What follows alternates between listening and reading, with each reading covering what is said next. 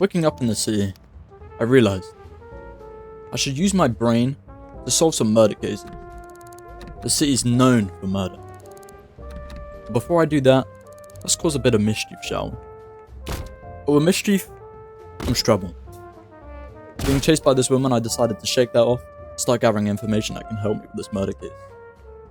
My thought was that if I did some snooping around in the basements of the city building, I'll stumble upon some organization. We got the weapon dealer, gambling den, black market, and some others that aren't as important.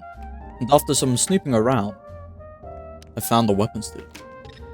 I noted it down and headed to the town hall for a job whilst I waited for a murder to happen. Just as I was about to start my little side job, I heard from my radio and there was a murder. So I dropped what I was doing and headed straight there. Whilst heading towards the room where the murder happened, I asked some people passing by if they had seen or heard anything unusual. To my luck, I got some key information. A person of average height was snooping around where the murder happened. It happened around 6:30. I wrote it down and headed to the room. And luckily the cops got there just before me and locked everything down. I tried the vents for a little while to no avail, and by the time I was out, the shutters were back open. I took the chance heading straight towards the room, and I just knocked out anyone who was in my path. After putting the first cop to sleep, I went straight in for round 2, knocking out the second one. This gave me a tiny time frame to search the building for absolutely anything that can help me solve this murder case. I found the body rumpled in the corner. The victim was slashed to death. I determined that they died between 6 to 7:15, like in the afternoon. I grabbed everything I thought was useful, the victim's fingerprints, the fact there was someone else living in the house.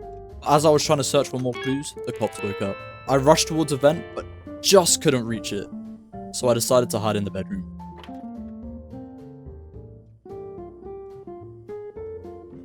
After waiting for things to cool down, I went straight back into investigating. I looked at the birth certificates in the closet for information about the residents, and they came to Paulina Barrow of Rashida Khan. Though I don't know which one the victim is, this is still good information. After looking around and not finding anything, I went back to the body and realized there was a drawer in the corner. Opening that drawer gave me a massive lead. I've just narrowed down the killer to 2 people, 2 fingerprints. But before I knew it, I got too tunneled into looking for clues. I didn't even notice there was a cop in the bathroom. This led me to get shot at, having to escape. But with this, I realized there's a CCTV room just downstairs. This was a blessing in disguise.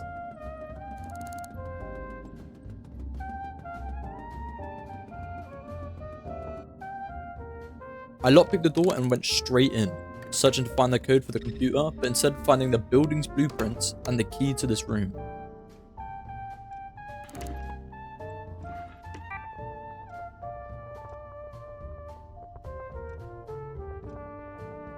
I realized I'd need to come back with a code breaker if I wanted to check the CCTV.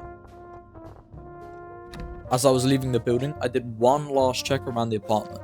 I found the victim's wallet, giving me the name Paulina Barrow, and luckily enough, where they were.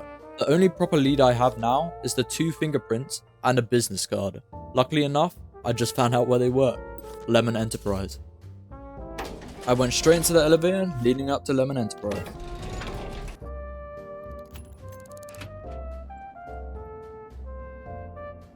I hit the power doors and lights, then ran into the company building and turned the lights off so the cameras couldn't see me.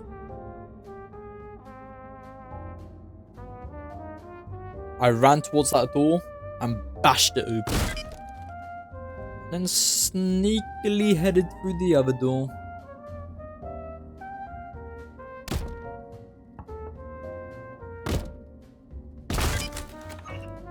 Towards the power box. Quick lockpick here and turn off the security system. This building's free reign now. I went to the employee board to see if I could find any matching prints, and lo and behold, I did.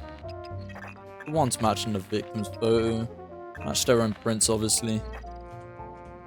Oh, and also a copy of print B, one located in the drawer by the business card. The prints were located next to a picture of a person named Haruka Abe.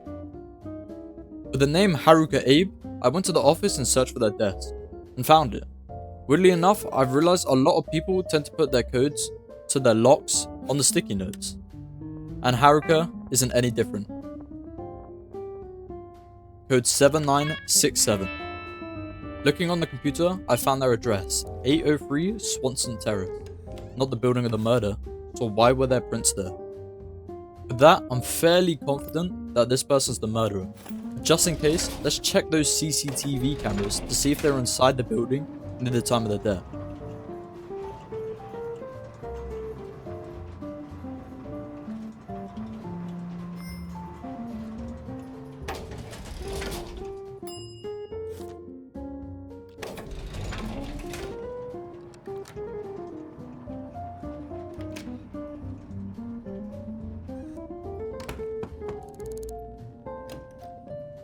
Barging straight through the door and onto the computer.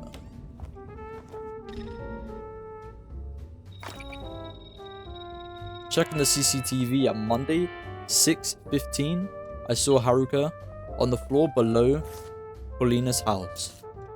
I got him. Before I realized, I was outside the door, handcuffs in my pocket, ready for action. Doing what I do best, I closed the door right in front of their face and slammed it right back on. You already know. I scoured the place for anything obvious or anything out of the ordinary, but it was no luck.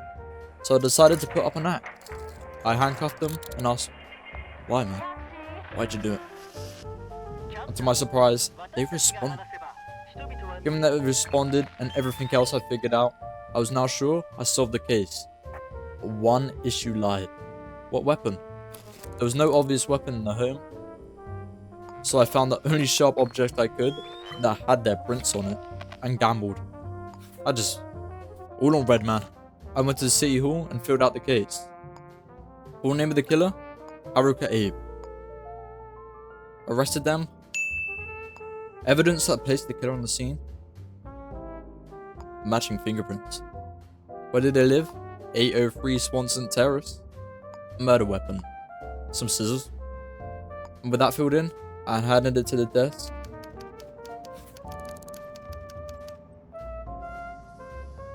And got my report.